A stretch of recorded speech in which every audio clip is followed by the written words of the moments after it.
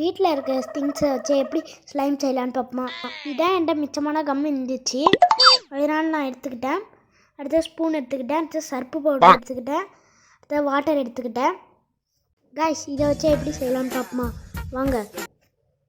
First இதில் தண்ணி ஊற்றி கிண்டு இதில் கட்டியே இருக்கக்கூடாது, அதுமாரி கிண்டிட்டு அடுத்தது நம்ம கம்மை ஊற்றிடணும்.